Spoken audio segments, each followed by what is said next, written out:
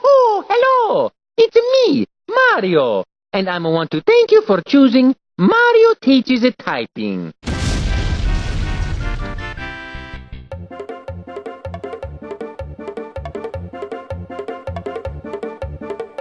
What is encapsulation?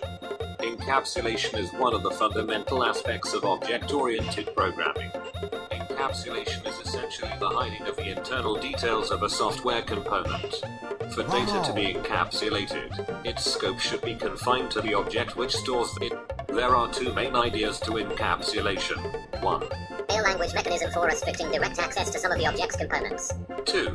A language construct that facilitates the bundling of data with the methods, or other functions, operating on that data.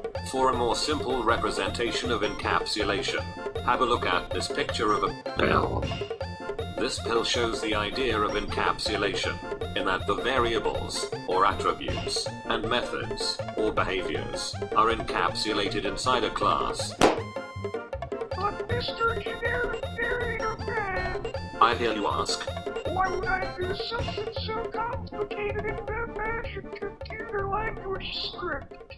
Well, Jimmy, here are some advantages of encapsulation. 1. Encapsulation limits dependencies in code. This can limit errors and side effects of changes. So if a class becomes infested with errors, they won't carry over to an encapsulated class.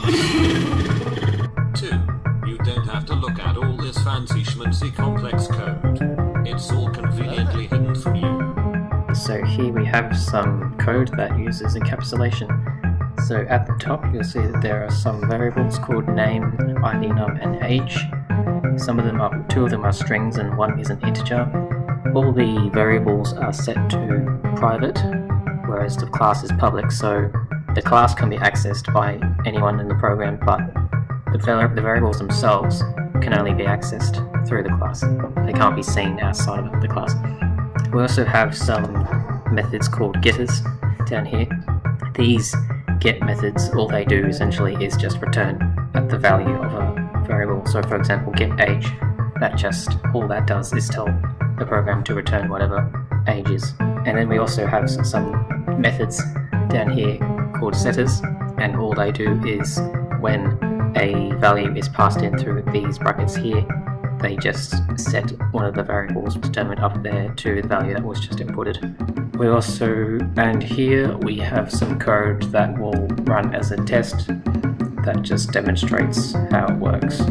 Let's just say we'll set name to something like Big Shock, and we'll set the age to 21, and then the ID number, how about